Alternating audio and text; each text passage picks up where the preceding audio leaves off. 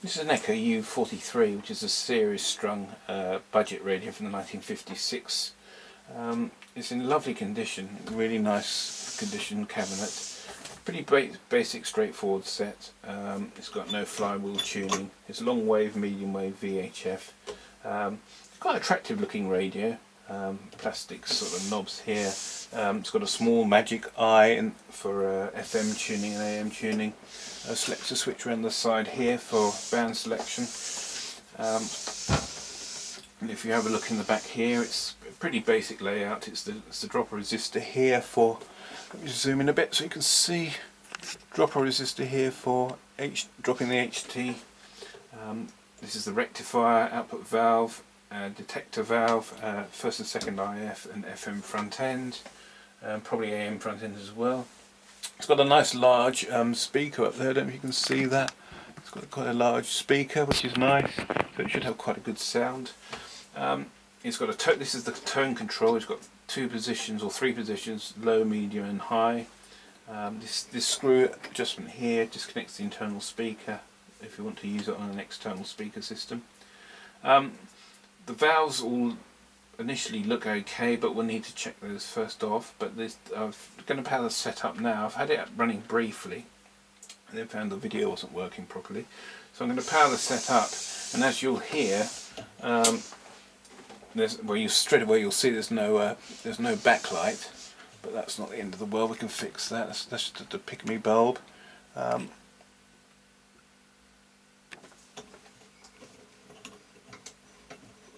Waiting for it to warm up. Let's try the long wave. It's long wave.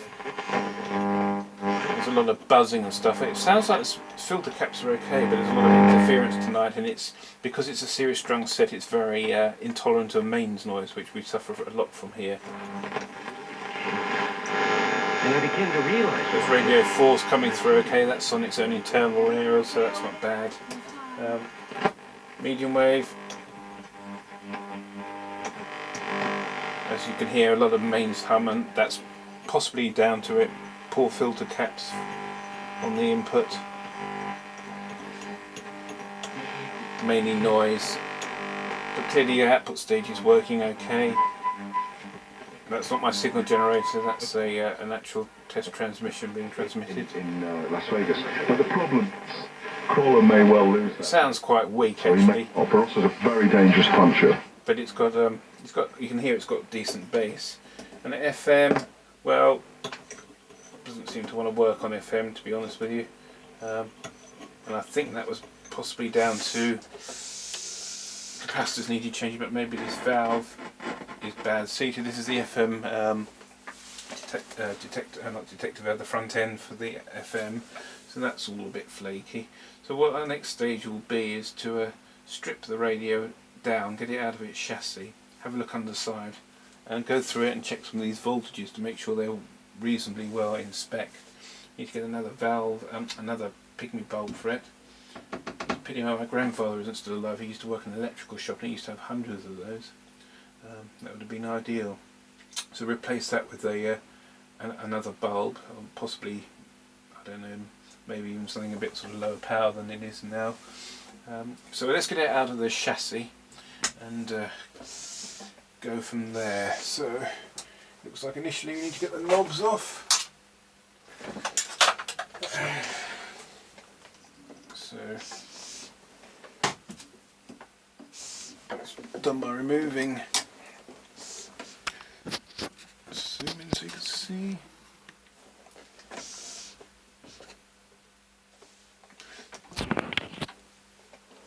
The screw down here removes this knob.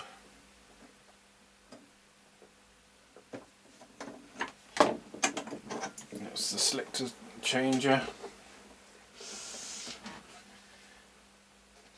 And then come around the front. 2 flat screws on the front. Let's do this one first.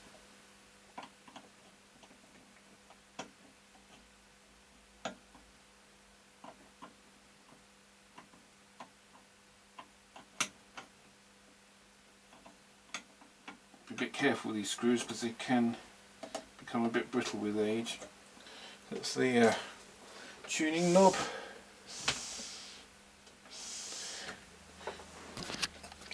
A bit so you can see a bit better. It's the volume knob.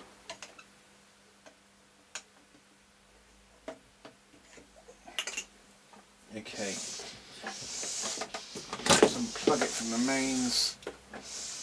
The next thing we need to do is disconnect the aerials. There's the internal aerial here. It looks like it's just on the clips that just slides off. So that's the FM aerial disconnected. Now we've got speakers here. It looks like probably have to unsolder those to remove those. I've got the iron on, so whilst that's warming up, just turn it over on its front without making sure there's nothing on the bench that's going to damage the fascia. Okay, so we've got two sort of like sleds here. Let's remove the screw here. And what you've got to be careful is when you remove these screws, the whole chassis doesn't fall forward onto the fascia and crack the glass. I've had experiences with that before. Just loosen those. Like that. Oh, that's just it covering. See, this is probably a safety thing actually, because there's always a chance the chassis is live. You can't touch any of the screws, and these are actually, I thought these were metal, but they're actually like a plastic isolation strip. So these are the actual screws that hold the radio into its box, into its cabinet.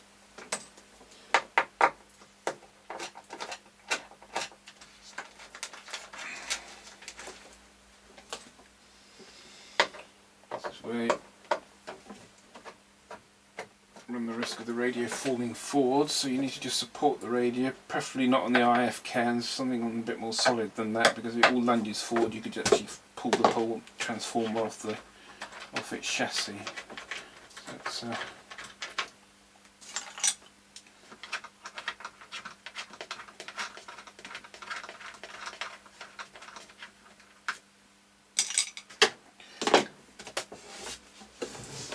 so let's remove the speaker wires.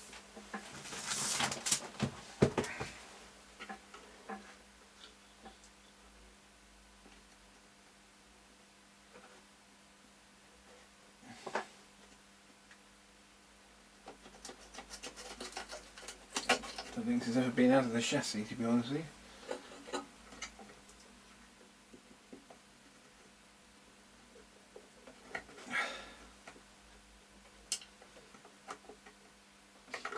I'm going to cut that wire because I don't want to damage the speaker. If I cut it up close to the loudspeaker.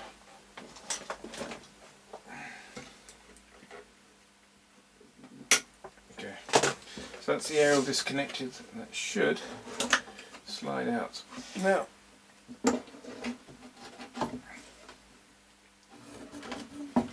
carefully sliding it out so you don't catch anything on the way out. Okay. Let's move the cabinet out of the way. It's not going to get damaged.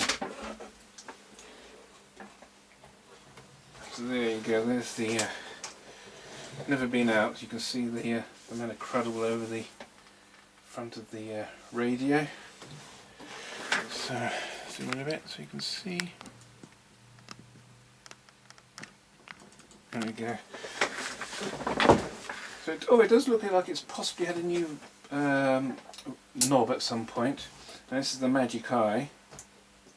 Now it's actually, did notice that's very weak, but it's a very low powered Magic Eye. It's a very small tube.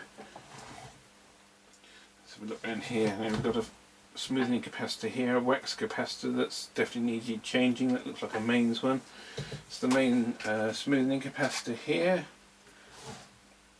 And you can see that's the tuning system here. This is the indicator for the band selector. Not to be mistaken by Bose selector. And okay, we got underneath, it looks like that's the audio transformer, so that looks like to me this is a mains filter on the top, a choke, a mains choke. So underneath we've got a couple of waxes, got some capacitors here. These will all need to be checked. There's a couple of these low voltage waxes that they use on the they use more on the RF section, which have usually got low voltage on them, and are usually perfectly okay because they have never been subjected to any high voltage. So let's just get the camera so you can see what's going on.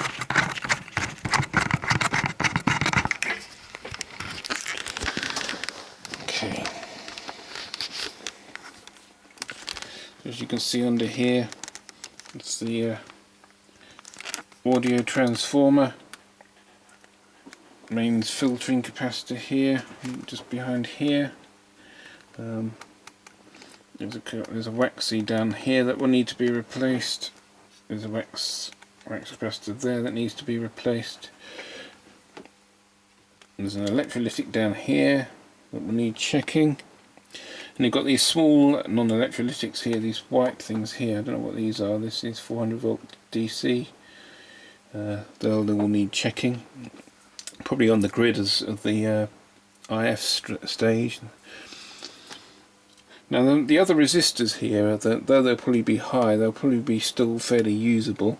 I'm not sure about that smoothing capacitor. We'll have to check that, but certainly the first stage I think to do is to start removing some of these capacitors, and then we might do a check on a couple of them, but you can more or less guarantee all the non-electrolytic, all these waxes will be leaky, and the electrolytics will probably be either dry or leaky. So that's the initial look into the U243 from EKCO. I'm investigating the crummy tuning on the FM side, and I've just had this sidecar off here. This is the tuning lug. Basically it's a tuning variable inductor that works off the cam of the tuning controller. You see there, if I turn the knob, it works that cam, and that's a variable inductor there. Now what was happening is that that brass plunger there was actually just touching that inductor and shorting it out, and of course it was just stalling the FM oscillator when you were tuning. So I've moved that out of position slightly, so that should fix that.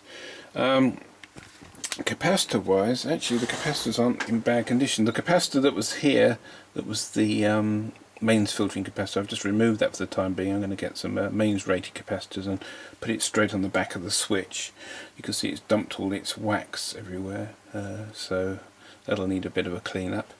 This TCC capacitor is actually seems to be fine. There's no mains hum on it, so I'm going to leave that in place. So that's a good sign. Magic Eye, this little Magic Eye is pretty dim actually, and that could be low HT. I'll check that at a later stage. But at the moment I want to try and get the FM working sort of a bit better than it is now. I'll clean the dial up a bit, so that's looking better. It just needs a bit of cleaning up in the corner. There's a cover that goes over this. This is the cover that goes over the FM tuning slug, and that will, I'll put that back on once I'm sure that's working fine. Around the other side here, all these capacitors here that seem okay. Most of the resistors are actually quite close to tolerance actually, you know, they're allowing their 20% resistors. I've greased and lubricated these linkages here on the on these indicator flags here. So this flag that tells you which channel you're on, I've lubricated that with some synthetic engine oil. That's freed that up.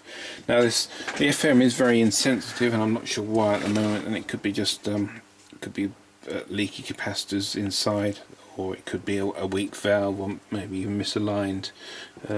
There is sort of signs that that tuning inductor may have been twiddled with, but I'm not too sure. What else we got under here? Yeah, that's the capacitor I changed earlier. That one was leaky. There's a couple of others here. There's a tone compensation capacitor. That's fine. That's your selector switch running through there. It's a bit stiff, needs oiling, so I've got to lubricate that. But basically all these caps here in the IF strips seem okay, don't seem to be leaky. There's no high voltage on any of the grids, so that's okay. The audio is pretty weak actually from the amplifier, but then again I've been listening to it mainly on FM, so it could be that that output valve there is a bit weak. It's certainly gone very black, and well, might have to change that for another one. I think I've got a UL41 kicking around. Don't like the way that's gone black. That's more a sure sign that that valve's worn out or been overloaded at some point. So what I'll do is I'm going to try and get the FM working a bit better. Just give you a demonstration of what the FM sounds like now. I'm just running it through this little oval speaker at the back, so the sound quality won't be great, but you'll be able to hear what it sounds like. Wait for it to warm up. These series string sets take a bit longer to warm up. Wait for the magic eye to come up. There's the magic eye. There's the exclamation mark.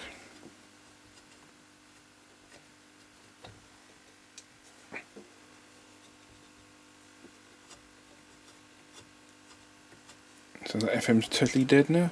Not tuned in properly this way.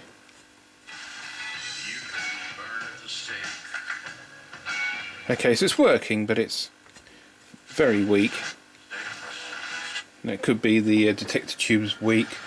It could be anything, but it seems to be fairly loud on long wave and medium wave, so that would suggest that it's probably an alignment, or maybe the valves need replacing.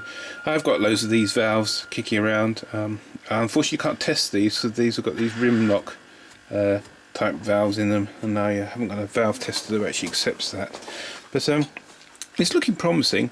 There is a bit of buzz on the mains actually I can hear, so I might do some capacitors, straps of capacitors across the smoothening cap here, just to see if I can bring that down a bit. But then the volume is actually flat out, so it's pretty good. Dial light, which is this ginormous thing here. I'll try and find another bulb for it somewhere. Anyway, that's thanks for watching.